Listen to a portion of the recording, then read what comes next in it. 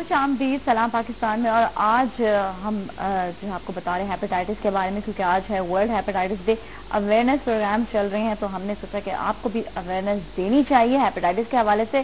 Doctor شاہد رسول ہمارے ساتھ موجود ہیں جو آپ کو بتا رہے ہیں کہ ہیپیٹائٹس کی انہوں نے بتایا کہ کس کس قسم کے ہیپیٹائٹس کس کس طرح سے ہو سکتے ہیں. تھوڑا سا اس کی ڈائٹ کے بارے میں بھی جانتے ہیں.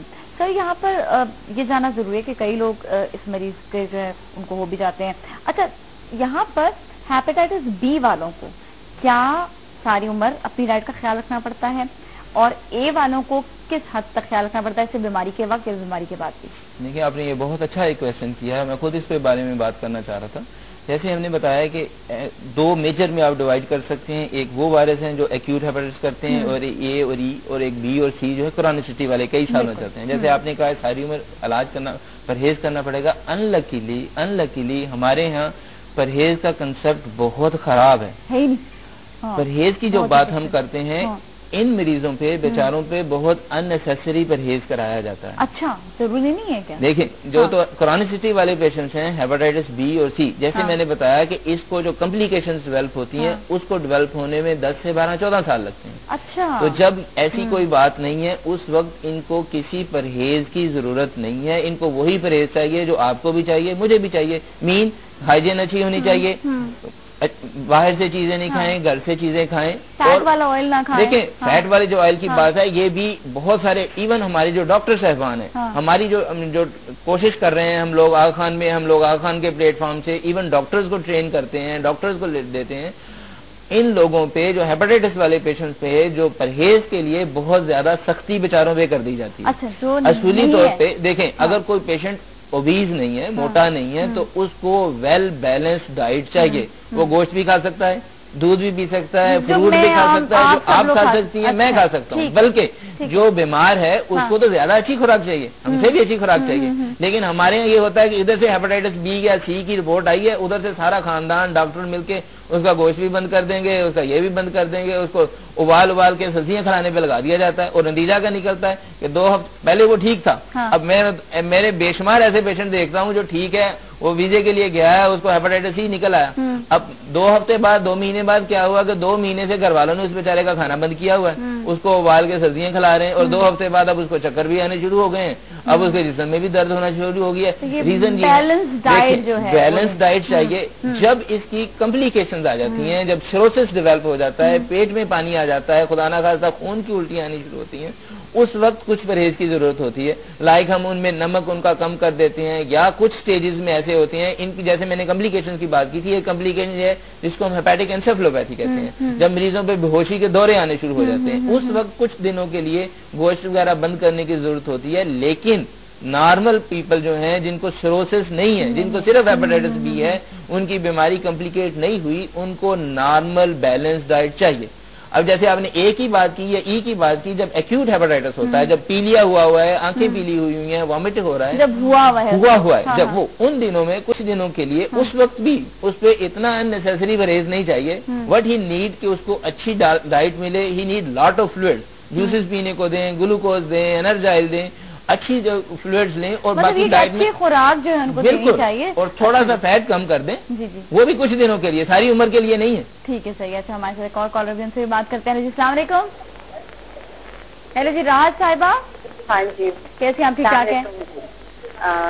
آپ کا پروگرام میں سن رہی تھی تو جی سوال کیجیے گا. ڈاکٹر صاحب سے مجھے یہ سوال کرنے ہیں کہ میں انجیکشن لگوا چکی ہوں کیونکہ مجھے ہیپاٹائٹس سی تھا، جو کہ میرا ایکٹیو ہی رہا میرا وائرس. تو اب مجھے ویسے بھی انجیکشن کے دوران ہی معدے میں بہت پرابلم تھی کہ میں بیٹھتی تھی، مجھ سے فولڈ نہیں ہوا جاتا تھا، اور ہیوینس بہت زیادہ رہتی تھی. میں اس کے لیے اومیگا یا جو بھی ڈاکٹر صاحب بتاتے تھے وہ میں لیتی رہی میڈیسن، لیکن میں کچھ بہتر نہیں ہوں. مجھے ویکنس بہت ہے. بظاہر دیکھنے میں کوئی نہیں مجھے کہتا کہ آپ کو یہ پرابلم ہے، لیکن کیونکہ مجھے پرابلم ہے، میں جانتی ہوں کہ میں اندر ہی اندر کتنی ویک ہوتی جا رہی ہوں. تو اب آپ مجھے یہ بتائیں کہ مجھے فردر کیا کرنا چاہیے. ٹھیک ہے سر، کچھ سوال ہے؟ دیکھیں، آپ نے جو ہیپاٹائٹس سی کے لیے انجیکشن لگائے تھے، وہ کون سے والے انجیکشن آپ کو لگ رہے تھے؟ ہفتے میں 3 دفعہ یا ہفتے میں 1 دفعہ؟ 3 دفعہ. دیکھیں، آپ نے جیسے بتایا کہ آپ نے علاج کرایا ہے، لیکن اس سے آپ کا وائرس ختم نہیں ہو پایا. جی. کچھ پیشنٹس ایسے ہوتے ہیں، اباؤٹ 15 to 20% पेशेंट्स ऐसे हैं जिनको इस प्रिलिमिनरी इलाज के साथ उनका वायरस खत्म नहीं हो पाता। तो इसके बाद जो दूसरे इंजेक्शन हैं, जो पैगिलेटेड इंटरफ्रॉन हम उनको कहते हैं, जो हफ्ते में एक दफा लगते हैं, उनके रिजल्ट्स बेहतर। तो मोस्ट ऑफ द पेशेंट्स जिनको ये जो कन्वेंशनल इंटरफ्रॉन है या हफ्ते में 3 वाले इंजेक्शन से उनको फायदा नहीं होता, उनको फिर हम ये दूसरे वाले जो इंजेक्शन हैं, जो हेपेटाइटिस जो हफ्ते में एक दफा लगते हैं, पैगिलेटेड इंटरफ्रॉन, इसके साथ आपका बहुत अच्छा इलाज हो सकता है। ये तो आपको हो गया हेपेटाइटिस सी का इशू।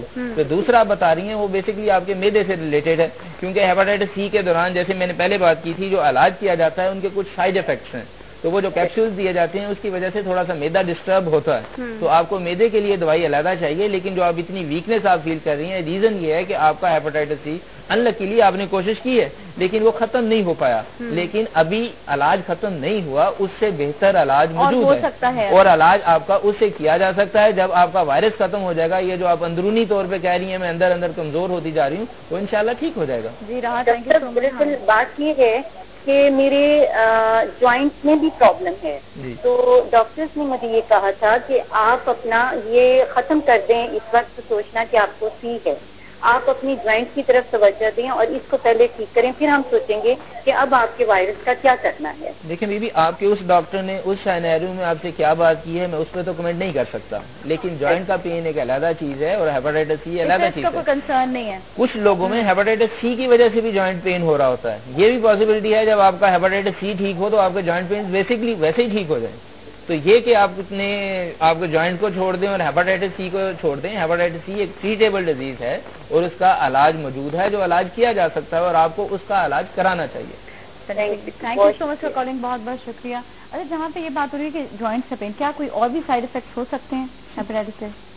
हेपेटाइटिस से जैसे मैंने बताया ना कि स्टार्ट में सिम्टम्स स्टार्ट होते हैं वीकनेस से, लेथार्जी से, फिर जब ये कॉम्प्लिकेशन की तरफ चला जाता है तो फिर ये बहुत मुश्किल हो जाता है। क्योंकि जब किसी पेशेंट के एक दफा पेट में पानी आ जाता है, हम कहते हैं कि अब इसने रेड लाइन क्रॉस कर ली, अब इसका हेपेटाइटिस नॉन ट्रीटेबल हो गया। तो इसकी जो आपने बात की थी और क्या साइड इफेक्ट्स होते हैं हेपेटाइटिस सी के, बेसिकली लिवर में सिरोसिस हो जाता है, पेट में पानी फूल जाता है, लिवर सुकड़ जाता है, पैरों पे स्वेलिंग आनी शुरू हो जाती है। ऐसे मरीजों को बार बार खून की उल्टियां आनी शुरू हो जाती हैं अगर इलाज ना किया जाए। अगर आज टाइम पे इलाज कर लेंगे तो ये सिरोसिस होगा ही नहीं इंशाल्लाह। लेकिन अगर आपका इलाज नहीं होता या कुछ लोगों में अनसक्सेसफुल इलाज होता है, फिर लॉन्ग टर्म में ये इसकी कॉम्प्लिकेशंस हो जाती हैं, खून की उल्टी आ जाना, बेहोश हो जाना, एट द एंड लिवर का कैंसर इसकी सबसे डेडली कॉम्प्लिकेशन है। ओके, अच्छा, इसका इलाज भी जहाँ तक है कि हेपेटाइटिस सी का भी इलाज है, बी का भी इलाज है, लेकिन ये इसमें कोई डरने वाली बात नहीं। लेकिन वही वाली बात आ जाती है कि प्रिवेंशन जो है वो ज्यादा बेहतर है। वही कि अगर आपको बेसिकली आपको एक प्रॉपर एक ऐसा बंदा जिसको इन चीजों का पता है, जो साइंटिफिक तरीके से इन चीजों का इलाज करता है, आपको उनके पास जाना चाहिए। अनलकीली हमारे यहाँ मैं ये नहीं कहता आप हकीम के पास नहीं जाएं, हर एक के पास अपना नॉलेज है, लेकिन मैं ये कह रहा हूँ कि जिसके पास आपको साइंटिफिक साइंस, आज तो एविडेंस का इलाज होता है। ओके जी, सही, हमारे साथ कॉलर भी हैं, उनसे बात करते हैं। अस्सलाम वालेकुम। जी वालेकुम सलाम। जी मोहम्मद अरशद साहब, आपका सवाल हेपेटाइटिस के हवाले से? जी मैं डॉक्टर साहब से पूछना चाहता हूँ कि मेरे बच्चे को हेपेटाइटिस सी पॉजिटिव आया। ये आपकी आवाज नहीं आ रही? जी हम सुन रहे हैं। अच्छा सुने। अच्छा, हेपेटाइटिस पॉजिटिव आया था। कौन सा हेपेटाइटिस? के बाद हेपेटाइटिस सी पॉजिटिव आया था। हमने दोबारा उसको आगा खान रिपोर्टें उसकी भेजी, तो आगा खान जो टेस्ट हो कराए उसमें उसका SGPT 25 आया। ठीक है, आप समझ रहे हैं ना? जी। अच्छा, तो उसके अलावा उसका जो वहाँ से नॉन एक्टिव रिपोर्ट आई थी, दूसरी रिपोर्ट वहाँ हमने उसकी एक्टिव नॉन एक्टिव करवाई थी, जो नॉन एक्टिव आई थी। DNA की बात कर रहे हैं आप? जी, आगा खान से करवाई थी। ओके। अच्छा सर, मुझे सिर्फ इसके बारे में ये मालूम करना है कि बच्चा मेरे बहुत ही परेशान है। वो कहता है कि अब्बू ये किसी तरह खत्म हो सकता है, मेरी रिपोर्ट जो है दोबारा पॉजिटिव ना आए, नेगेटिव आए, ये हो सकती है, कोई मुमकिन है सूरत?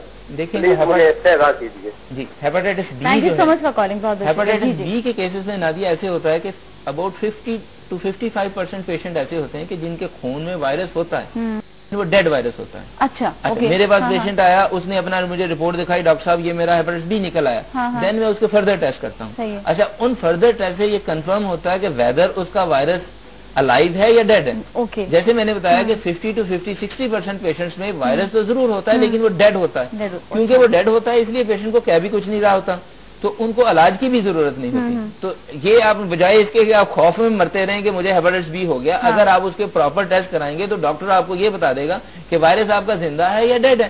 اگر ڈیڈ ہے تو وہ آپ کو کچھ نہیں کہہ رہا اور لانگ ٹرم میں بھی کچھ نہیں کہے گا.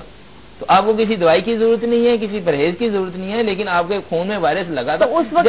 جیسے دیکھیں ہمارے ارد گرد ملینز آف جرمز ہیں, ہم ہاتھ لگاتے ہیں جرمز لگتے ہیں لیکن میں بیمار نہیں ہوتا.